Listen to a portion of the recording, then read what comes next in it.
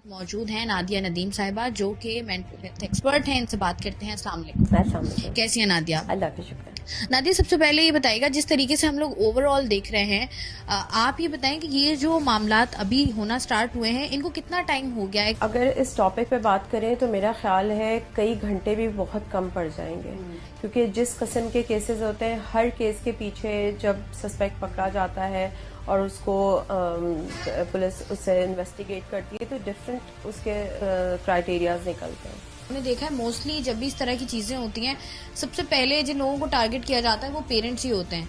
कहीं ना कहीं हमने ये भी देखा है, आपके पास केसेस भी आते होंगे, जो आप सेशंस भी करती होंगी, कि मोस्टली ऐसा होता है कि पेरेंट्स जो है वो दोनों जॉब कर रहे होते हैं और बच्चे जो हैं वो कोशिश करते हैं कि कहीं ना कहीं किसी ना किसी तरीके से उनको उनकी वो जो एक लैकिंग आ रही है उसको पूरा किया जा सके, लेकिन अनफॉर्चुनेटली ऐसा नहीं हो पाता।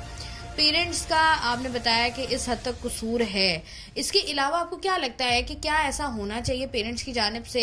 इतना कितना इंटरेक्शन उनका स्कूलिंग के लिए, या अगर बच्चे मदरसे में जा रहे हैं, मसाजिद में जा रहे हैं, किस तरीके से आपको पता रखना चाहिए और कितनी नज़र आप रखेंगे तो आप समझते हैं कि आपका बच्चा महफूज है?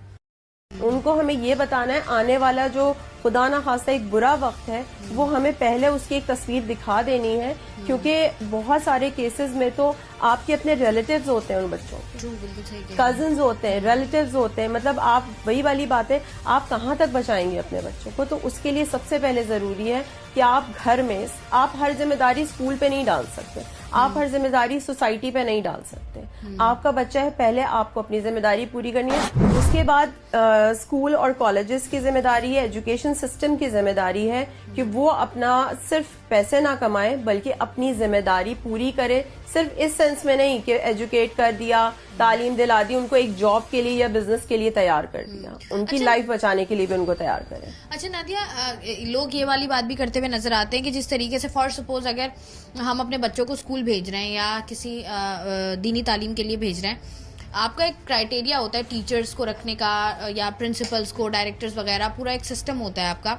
तो आप बीइंग मेंटल हेल्थ एक्सपर्ट मुझे बताइएगा कि या इस तरह की हरकत जो होती हैं हमारे यहाँ, ज्यादती के वाकयात, वीडियोस का बनना, जहां पर भी जिसको भी मौका मिलता है वो कोशिश करता है कि वो उसको अवेल कर ले। जो टीचर होता है या जो भी इंसान होता है, ये पहले तो उसके अंदर ये बिल्ट इन ये चीज होती है, ये एबिलिटी होती है कि वो इस तरह की कोई हरकत करेगा, या ये किसी को भी किसी भी वक्त हो सकता है? वो जैसे कहते हैं ना, शैतान कभी भी आप पर हावी हो सकता है, वो वाला एलिमेंट है, या आपको पहले से पता होता है कि यार इस बंदे के अंदर या इसके अंदर कोई ना कोई पर्सनालिटी डिफॉल्ट है?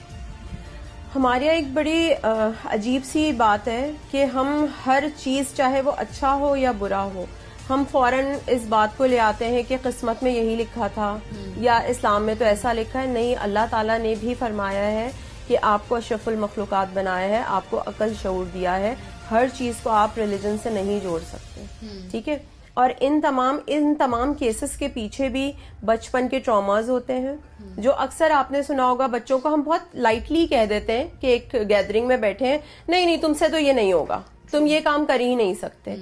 आपको नहीं पता, ये जो सबकॉन्शियस है ना, ये बचपन से रिकॉर्ड कर रहा है उस चीज को, और वो बार बार जब वो चीज हो रही है आपके साथ, कोई बचपन में आप गैदरिंग में बैठे, किसी बच्चे ने कोई गलती की, आपने उसको वहीं डांट दिया सबके सामने और वहीं मार दिया, आपको लग रहा है छोटा सा बच्चा है, नहीं, उसकी ईगो हर्ट हो रही है। बार बार जब वो ईगो हर्ट हो रही है तो वो एक इंसान जब वो बड़ा हो रहा है ना, चाहे वो लड़की है चाहे वो लड़का है, जब वो बड़ा हो रहा है उसके जहन में ये सारी एक गुस्सा, कि वो कहाँ निकालेगा इन चीजों को। अब पेरेंट्स की तरफ से या बड़ों की तरफ से ये चीजें अगर आ रही हैं, वो ये गुस्सा निकालेगा कहाँ? सोसाइटी पे जाके।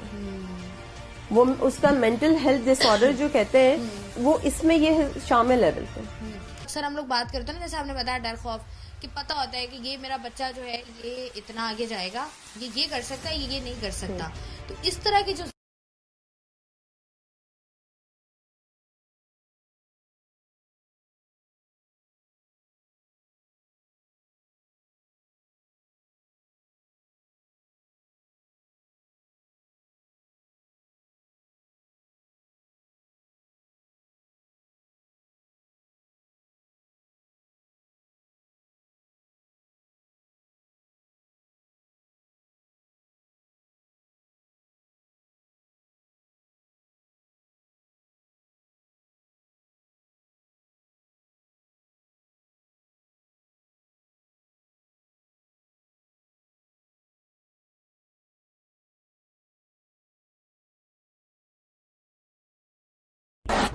बच्चों के जहन पे, उनकी तरबियत पे जो वो करें, उनको लगता है कि पढ़ा दिया, अच्छा दैट्स इट। नहीं, उनको टाइम देना पड़ेगा। आप इतना टाइम दें कि बच्चा आपसे अपनी प्रॉब्लम डिस्कस करे, ना कि हमने ये किया हुआ है बच्चों को मोबाइल्स दे दिए, गेम्स दे दिए, क्योंकि हम सारा दिन के थके हुए आए घर, तो हमें अब नहीं डिस्कस करना, हमें बात नहीं करनी, तो बच्चा कहाँ जाएगा?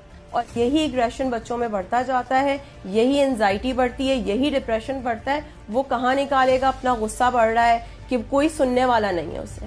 हमारे पास काउंसलिंग के, यकीन करें आप, केसेस आते हैं, कितने केसेस सिर्फ काउंसलिंग से हल हो जाते हैं। क्यों? क्योंकि सिर्फ उनको सुना जाता है। कोई ऐसा होना चाहिए जो सुन सके। ठीक है, बहुत बहुत शुक्रिया।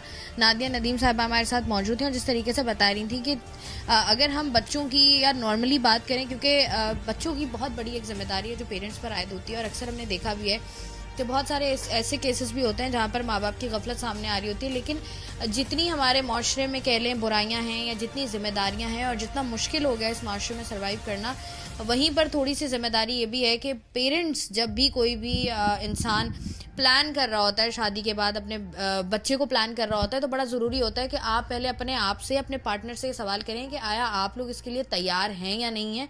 क्योंकि बच्चा एक बहुत बड़ी जिम्मेदारी है और 24 की जिम्मेदारी है, जो कि आपने उसको 24/7 की वो जिम्मेदारी